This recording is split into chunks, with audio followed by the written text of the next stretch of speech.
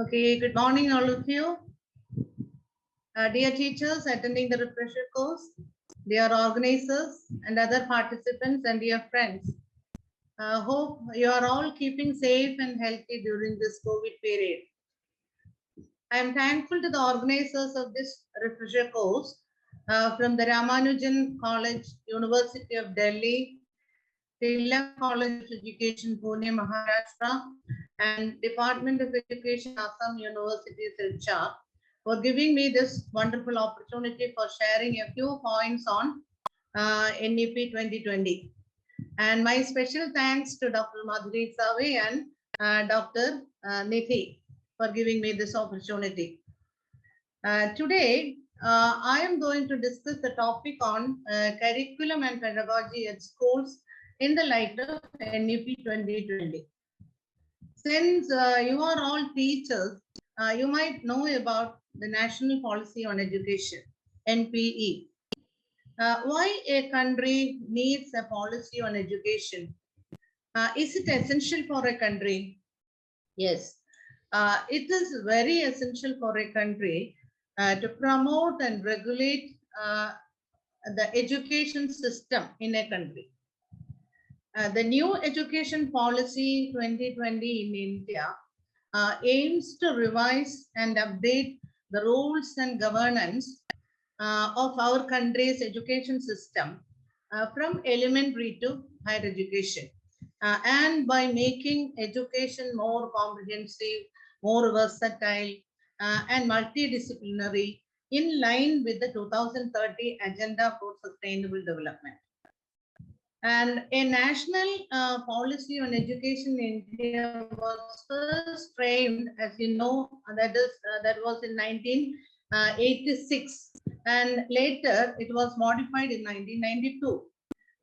The Union Cabinet on 29th July 2020 approved the latest new education policy, that is called NEP 2020 in India. Okay, and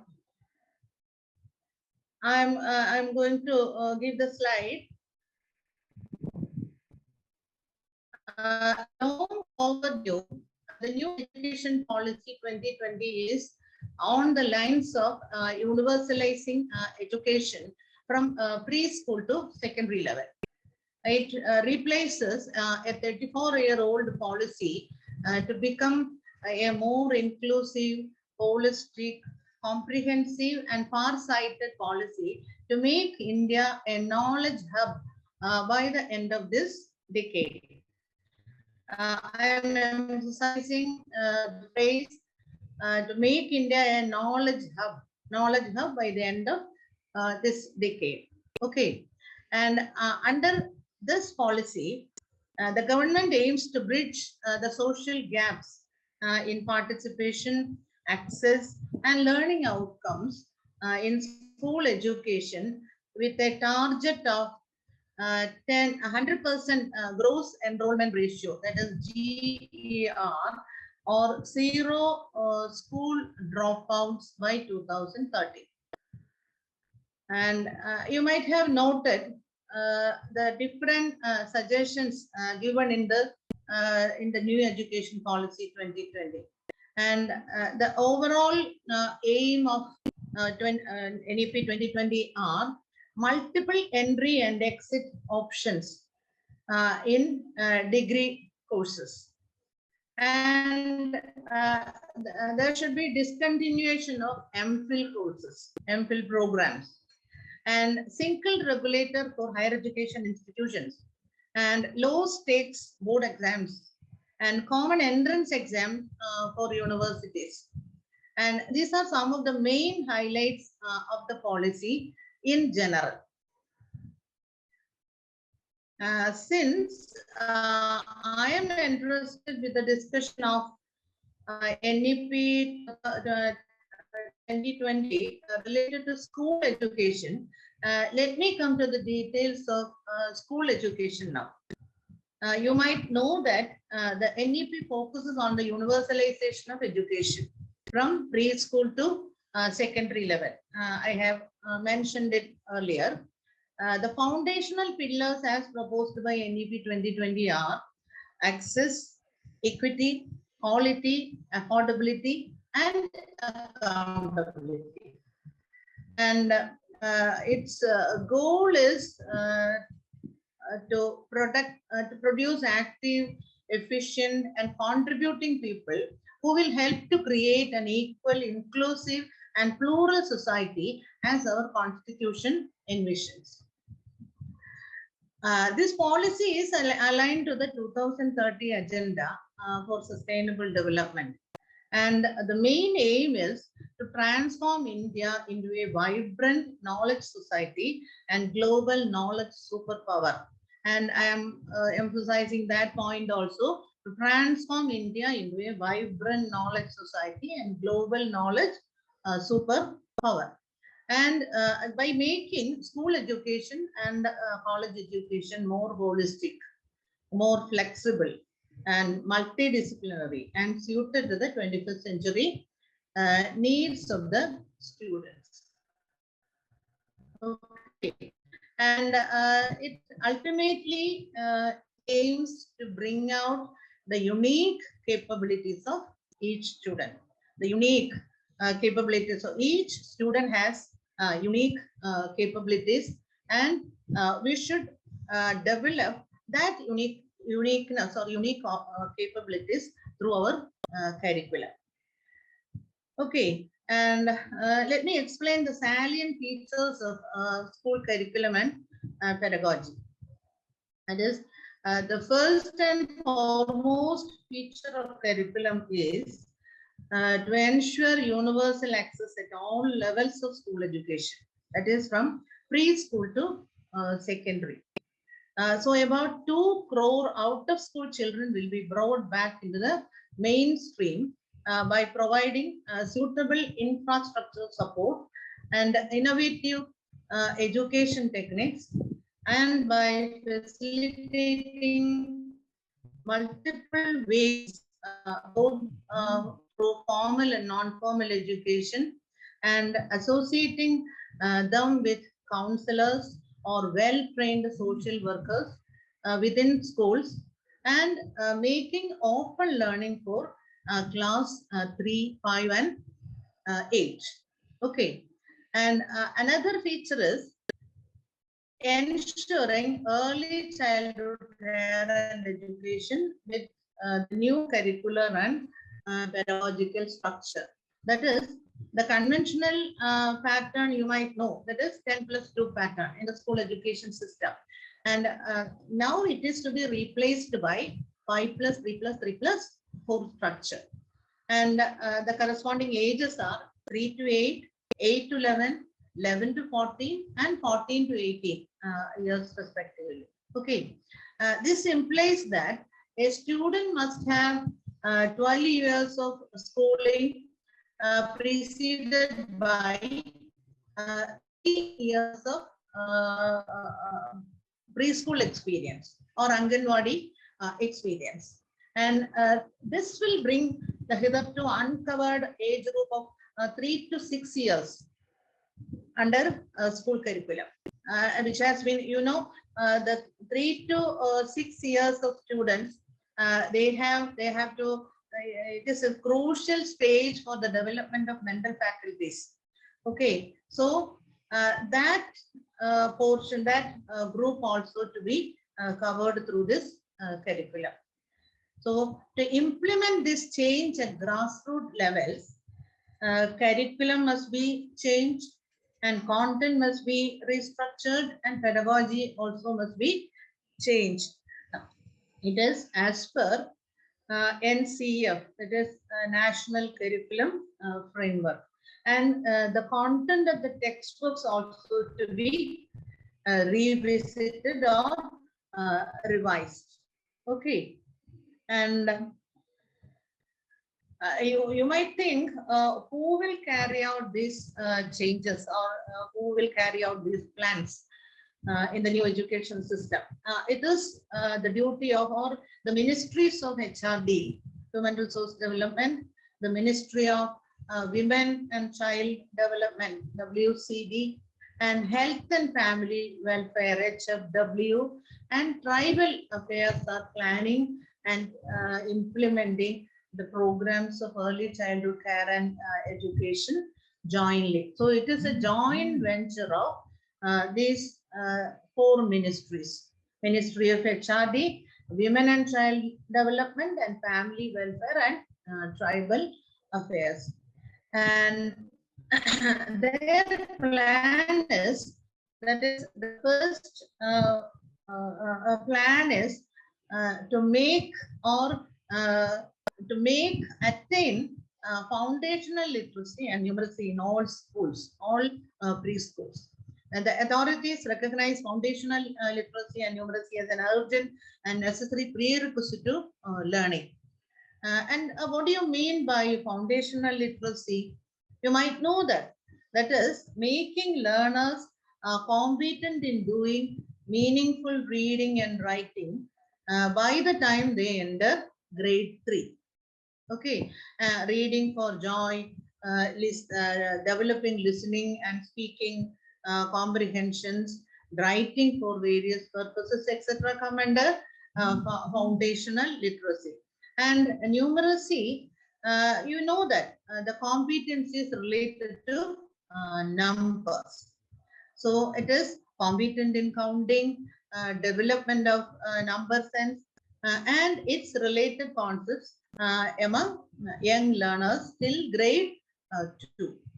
So attaining numeracy and literacy is one of the aims of ECCE, Early Childhood Care and Education. And NEP calls for setting up of a national mission of foundational literacy by MHRD, Ministry of Human Resource Development, is planning to set up a national mission for national mission on foundational literacy and numeracy. Along with this, states will also prepare and implement their plan for attaining universal foundational literacy and numeracy in all primary schools in India for all learners by grade 3 by 2025. Along with this, a national textbook committee, national book promotion policy also to be formulated to revise the revise or making the changes in the curriculum. Okay, and what are the reforms in curricular pedagogy? Curricula and pedagogy that is to be taking place in the light of NEP 2020. You know, the school curricula and pedagogy will aim for the holistic development of the learners by equipping them with the 21st century skills. This is done by reducing the curricular content to enhance the essential learning. We know that the amount of content in the preschool, school, and higher education or secondary education, the amount of content is huge nowadays. And so, in order to develop the 21st century skill, the content should be reduced. And at the same time, students will have increased flexibility and choice of selecting their choice of subjects also. Okay, there will be no rigid separations between arts and sciences, between curricular and extracurricular activities, and between vocational and academic streams, etc. And another special feature is the starting of vocational education from 6th grade. And it will include internship also. As in the case of professional courses, it will include internship training also. For effecting this, a new comprehensive national curricular framework for school education, the abbreviation is NCFSC, National Curriculum Curricular Framework for Secondary Education, that will be developed by NCERT. Okay, and what are the levels of learning under this curriculum? and what type of learning will be taking place. The learning should be holistic and it should be integrated, enjoyable and engaging. Okay. Now we can move on to the design of curricular and pedagogical structure in schools. And that is the next slide. You know the old pattern of curricular design, that is 10+2. And now in the new pattern, the old pattern is to be replaced by 5+3+3+4 design. Okay. So it contains 4 stages: foundational stage, preparatory stage, middle stage, and secondary stage. The foundational stage is for 5 years, of which 3 years of Anganwadi or preschool and 2 years of primary school, that is in grade 1 and 2, both together covering ages 3 to 8. This stage consists of 5 years of flexible study, and it is a multi-level study. Play and activity based learning is taking place, and the curriculum and pedagogy to be followed is of ECCE, Early Childhood Care and Education. And the next stage is the preparatory stage, that is from grades 3 to 5, 3, 4 and 5, covering ages 8 to 11.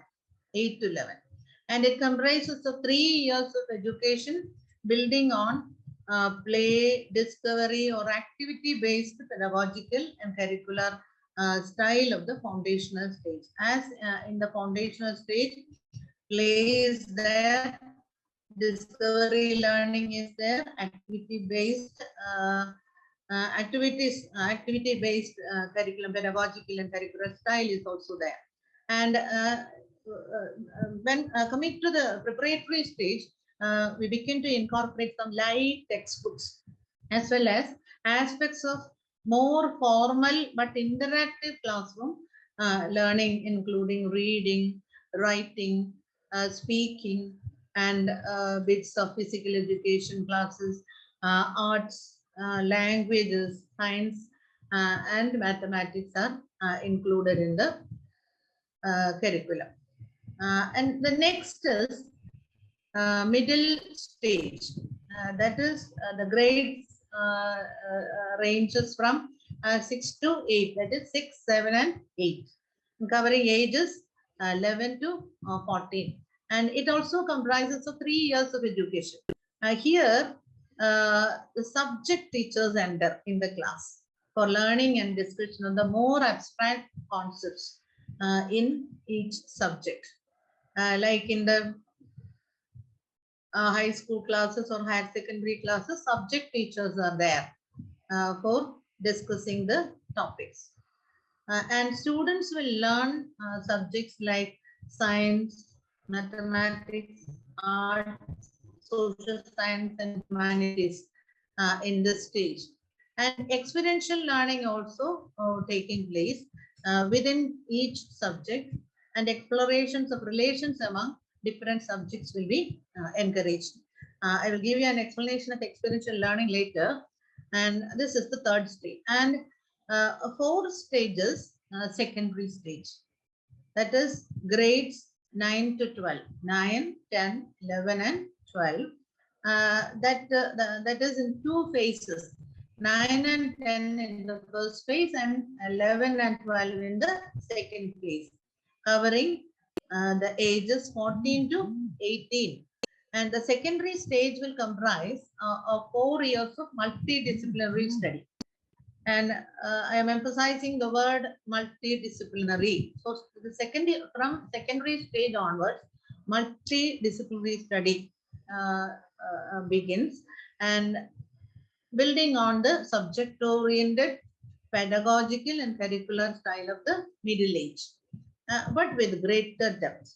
and greater critical thinking taking place there, and greater attention to life aspirations, and greater flexibility and student choice of subjects. These are the stages in the pedagogical structure as suggested in the new policy. Since the time is limited, I could not go deep into the details of each feature. For getting the minute details in each stage, you will refer to authentic website published by Ministry of Education, Government of Kerala. Let me conclude the first session relating to curriculum and pedagogy in the school system now, and I will continue the class in the next session. Today we have covered, so in this session we have covered the concept of NEP 2020, the main highlights in the new policy, the main pillars on which our education system is going to be built up in future, and the structural pattern of early childhood care and education in the secondary stage and the early childhood care. In the earlier class, we have discussed the concept of NEP 2020, the main highlights in the new education policy, the main pillars on which our education system is going to be built up in future, and the structural pattern of early childhood care and education, and the 4 stages of school education as foundational stage, preparatory stage, middle stage, and secondary stage. And now we are going to discuss other features of NEP 2020. Okay. Next feature is the holistic development of learners. I know most of you sitting in front of me are teachers, and you know the concept of holistic development. You might have studied in your theory classes the Bloom's taxonomy and the 3 domains under Bloom's taxonomy: cognitive, affective, and psychomotor domain, and the holistic development of the learners. So it is the development of a child's intellectual, mental, physical, emotional, and social skills intended to help him meet daily demands of life or challenges in life. The educational curriculum must help each child find their unique place in the world in alignment with the uniqueness they have. Each child is unique. And they have uniqueness, unique abilities in their as their capacities, and that unique abilities have to be developed in the new curriculum. Okay, and NEP 2020 aims not only cognitive development but also building characters and creating holistic and well-rounded individuals equipped with the key 21st century skills. Okay. And the next feature is for attaining this holistic development, reduction of curriculum content for enhancing other essential learning will have to be taken place. And the curriculum content will be reduced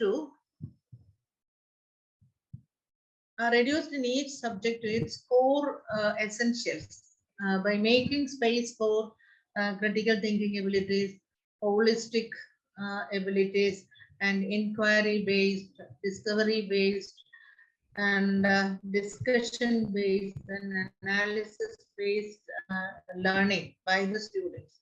And there will be reduction in content and increased flexibility of the school curriculum. And the renewed emphasis on constructive rather than rote learning. In olden days, we are giving importance to the development of the rote learning skills. But now it is constructive learning and constructive teaching, and the students are constructors and they develop different skills of problem solving, and different abilities of the 21st century. Okay, and so all these skills must be accompanied by parallel changes in the school textbook.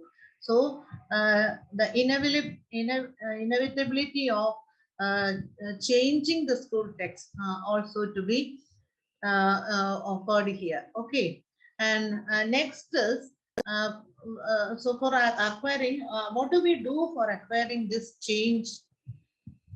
That is, the mandated content will focus on developing problem solving skill. In the textbook, the content will focus on developing problem solving skills, and teaching and learning will be conducted in a more interactive manner, and questions will be encouraged. An interactive manner means there should be student-teacher interaction, student-student interaction, and also student textbooks interaction or material interaction. Okay, and question answer sessions will be encouraged, and classroom sessions will regularly contain more fun activities or creative activities, collaborative activities, and exploratory activities for students. And children are undergoing experiential learning as far as possible. Do you know what an experiential learning is, or what is an experiential learning pedagogy? That is, in its simplest form, experiential learning means learning from experience or learning by doing. Experiential education first immerses learners in an experience and then encourages them to reflect about the experience, to develop new skills, new attitudes, or new ways of thinking. Here, the teaching of all languages and subjects will be enhanced through innovative and experiential methods, including what are the innovative methods or experiential methods? It is through gamification, it is through preparing apps, and it is through films, theater, storytelling, poetry learning, and music, and by drawing connection with real life experiences. That is experiential pedagogical approach. And along with this, experiential along with this experiential pedagogy, art education and sports education also are to be integrated. Art integration will be embedded in classroom transactions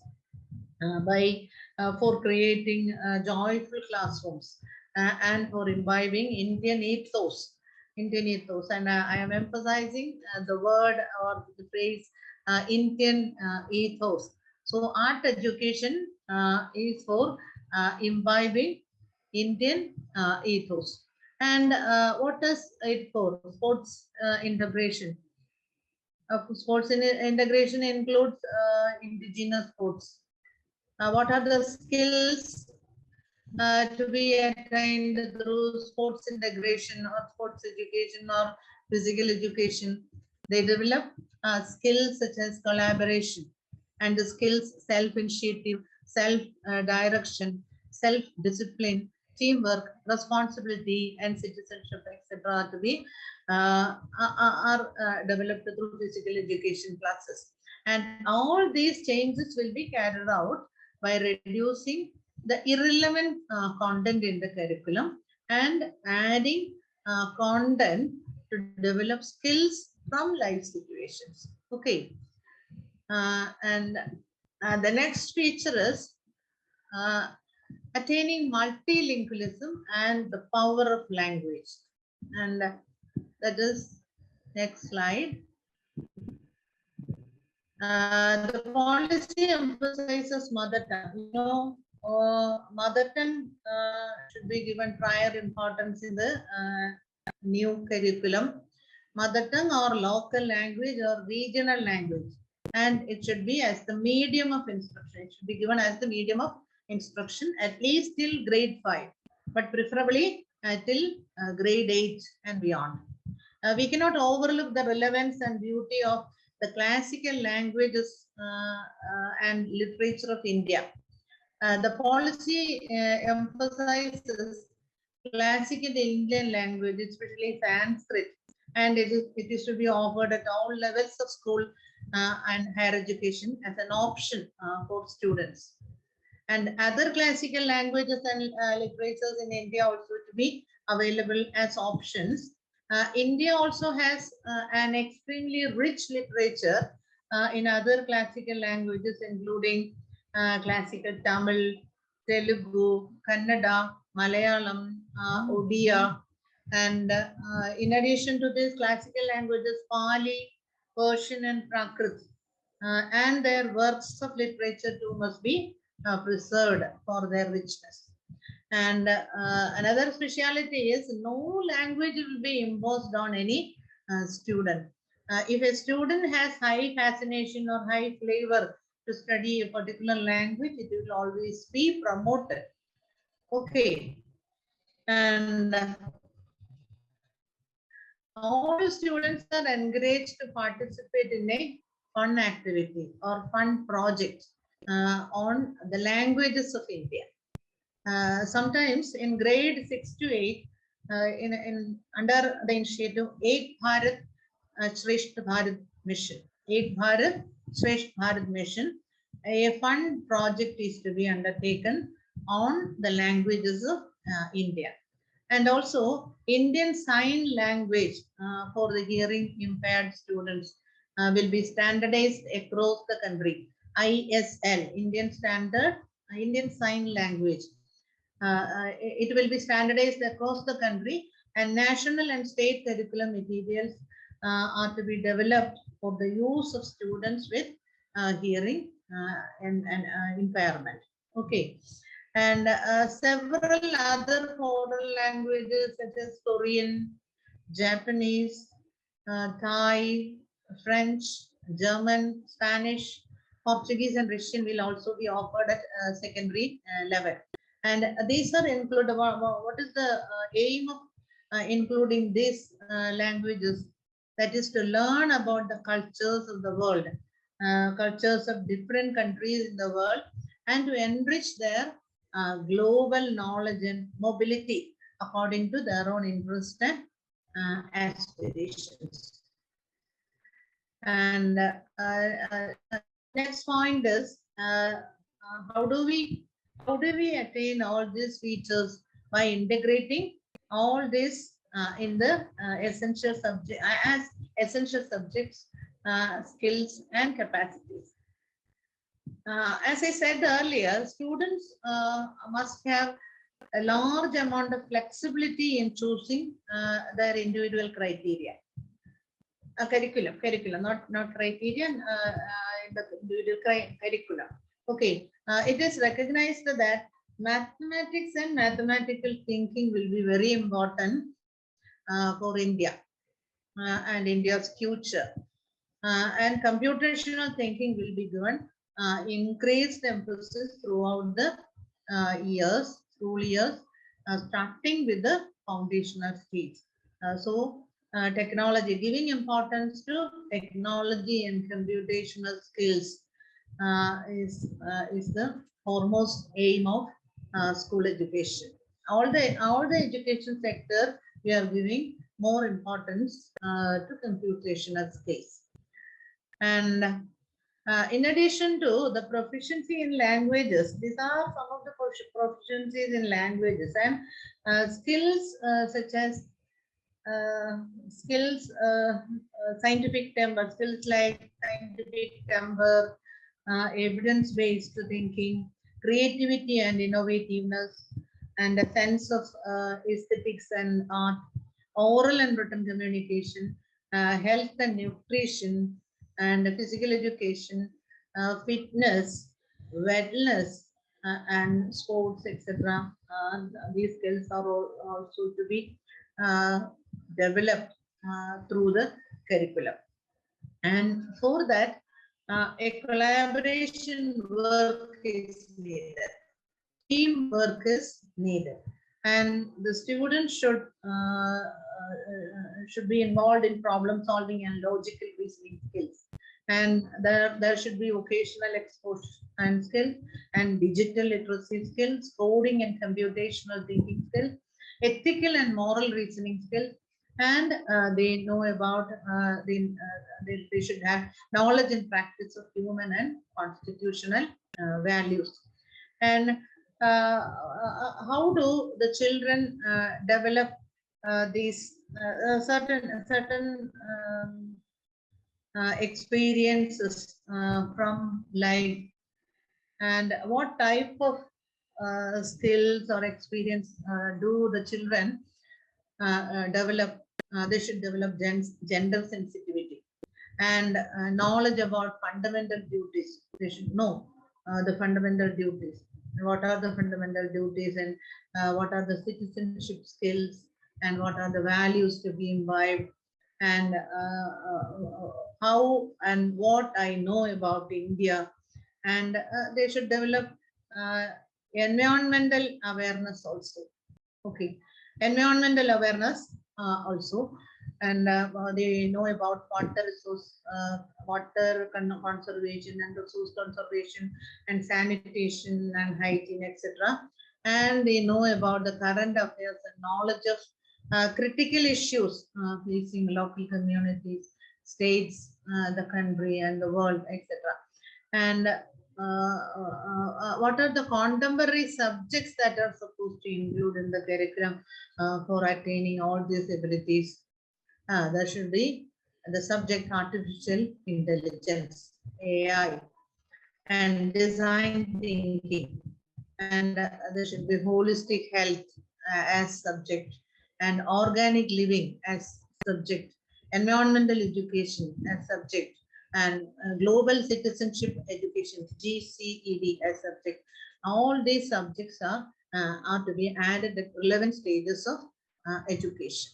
Another speciality is to add a fun course in the system. That is, every child will take a fun course during grade 6 to 8.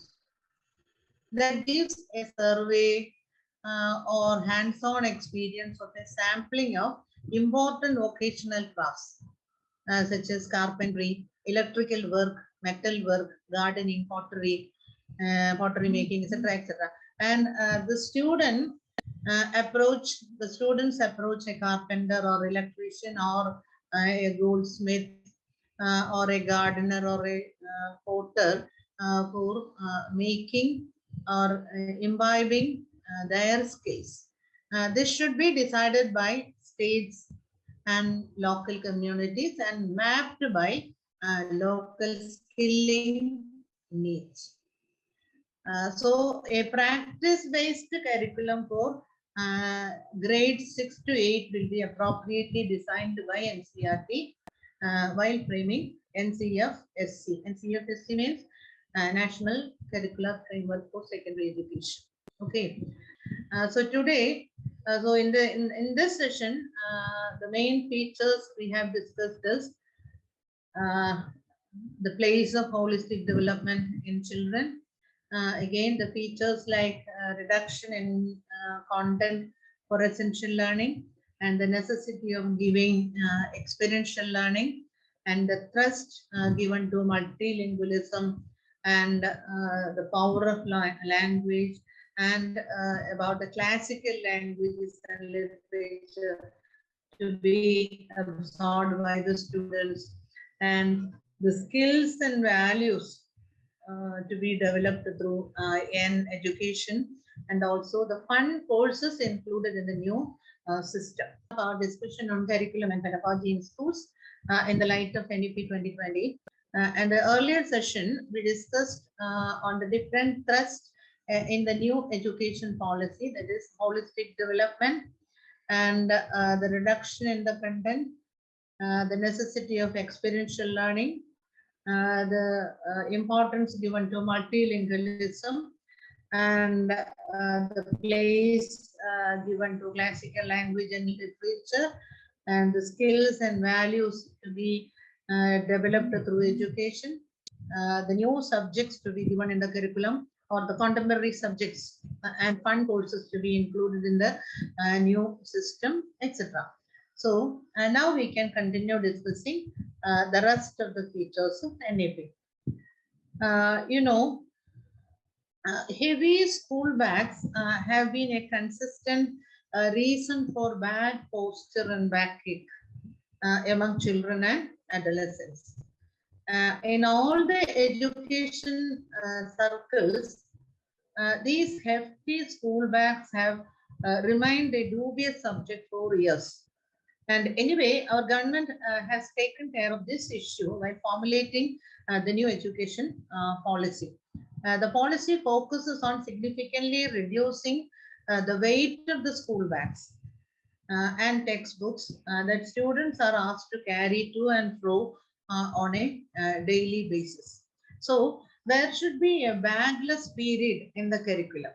That is, all students in grade 6 to 8 will participate in a 10-day bagless period where they get internship, where they do internship with the local vocational experts such as carpenters, gardeners, potters, artists, etc. So they need not bring their bags with them during their internship program. Similar internship opportunities to learn vocational subjects may be made available to students throughout grades 6 to 12 also, including holiday periods. And vocational courses through online mode will also be available. Okay, and bagless days will be encouraged throughout the year. Various types of enrichment activities. If enrichment activities like arts quizzes, sports and occasional crafts are taking place in the school, they don't need to carry the bags. And children will be given periodic exposure to activities outside the school also. Then also they don't carry their bags. Okay. So periodic exposure to activities outside the school through visits to places, monuments of historical, cultural and tourist importance, and meeting local artists and craftsmen, and visits higher education institutions in their village, district or state. They don't carry the bags. The practice of bagless period will become a fun for children. I think so. And they will enjoy this bagless period very much. That is my presumption about this special feature as a feature. Okay. And so what are the assessment reforms to be carried out with the new system? We have many performance assessment tools, and we were using many performance assessment tools. That is essays. We were using, or we are using essays, research projects, and other open-ended measures which are not novel to this century or this school system. We were using it. They have been used for years, and this is what is relatively new is the sweeping assessment reform movement. That is, the movement involves the use of performance assessment to support state, district, or school-wide goals. To attain state goals, district goals, and school-wide goals. Okay. NEP 2020 envisages a shift from summative to a formative assessment, which is more competency-based, and which promotes learning and development, and which tests higher-order thinking skills. Such as analysis, critical thinking, and conceptual clarity, getting conceptual clarity, etc. And all students will take school examinations in grade 3, 5, and 8, which will be conducted by an appropriate authority. Okay, and board exams for grades 10 and 12 will be continued, but redesigned with holistic development as the main aim. Okay, and a new national assessment center, namely PARAC, will be set up. PARAC means that is the new national assessment center, that is performance, assessment, review, and analysis of knowledge for holistic development. PARAC will be set up as the new standard setting body. And all by setting all these features, all these bodies, the main aim is to give equitable and inclusive education.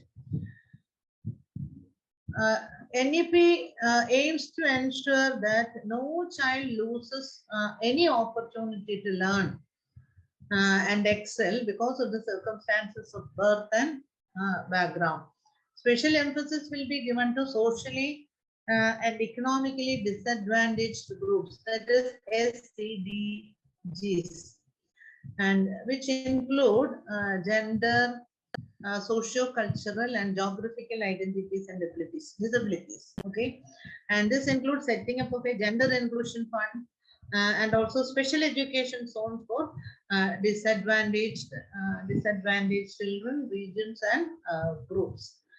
Okay, and children with disabilities will be enabled to fully participate in the regular schooling process from the foundational stage to higher education, with the support of educators, with the techniques cross disability training, and by accommodating, by giving proper accommodations, by setting up resource centers and other assistive devices and other appropriate technology based tools and support mechanisms tailored to suit their needs.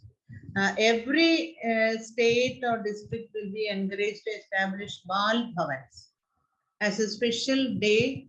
It is a daytime school, special daytime boarding school to participate in art-related, career-related, and play-related activities. The students are given opportunity for making arts, making crafts, making or playing with toys and all like that, and other related tools of games. Okay, and equipments of games. And free school infrastructure can be used as Samajik Chetana Kendras. These are the provisions given in the NEP for the upliftment of socially and economically disadvantaged groups in our country. And for this, we should produce a robust teacher recruitment and recruitment system. Okay, NEP acknowledges the reality of unmotivated and dispirited Indian teacher and proposes to completely overhaul the teaching profession to create a robust structure or merit-based structure of tenure or salary, tenure and salary and promotion that incentivizes and recognizes outstanding teachers.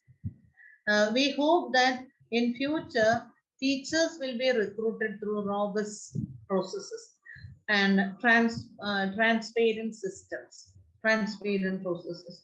Promotions will be merit-based with a mechanism for multi-source periodic performance appraisals and available progression paths to become educational administrators or best teacher educators.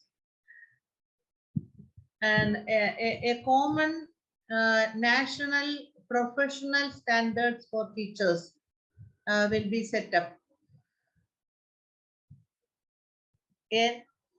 NPST, Common National Professional Standard for Teachers, that will be developed by the National Council for Teacher Education, NCTE, by 2022, and in consultation with NCRT, SCRT, and teachers and expert organizations from different levels and regions. And how does school governance take place in this context? School can be organized into complexes, or it can be arranged. There may be clusters of schools, which will be the basic unit of governance. What is the main purpose of making this clusters or complexes? The main purpose is to decentralize the power to bring in improved and efficient governance of schools at the cluster level. The plan will include human resources, learning resources, physical resources, and financial resources for improving the school initiatives. Getting all these resources for improving the school initiatives. And school culture initiatives and teacher development plans and educational outcomes all are included in this plan. And how to set a standard and how to get accreditation for school education. In higher education, we have the NAC or SAC. NAC means National Assessment and Accreditation Council. SAC is State Assessment and Accreditation Council. That is in Kerala. We are doing the Higher Education Council, Higher Education Colleges accreditation through SAC also. So for schools, NEP suggests to set up independent SSSA, that is State School Standards Authority, by the states and union territories for transparent public self-disclosure of all the basic regulatory information and accountability of schools. And SSSA and the SCRT will develop a school quality assessment and accreditation framework. That is SQAAF. There are a lot of abbreviations in the NEP, and as teachers, you should absorb the full form of all these abbreviations. Okay, and school quality assessment and accreditation framework SQAAF will be set up for consultation with all stakeholders. And how is the teacher education in the state or in the nation possible? A new comprehensive national curricular framework for teacher education, that is NCFTE. NCFTE, you might know the full form, National Curricular Framework for Teacher Education. So you know NCFSC, that is National Curriculum Framework for School Education. And NCFTE will be formulated by the NCTE in consultation with NCERT. By 2030, the minimum degree qualification for teaching will be a 4-year integrated B.Ed. That is B.A.Ed. The qualification is B.A.Ed, B.Sc. Ed, and B.Pharm. Ed.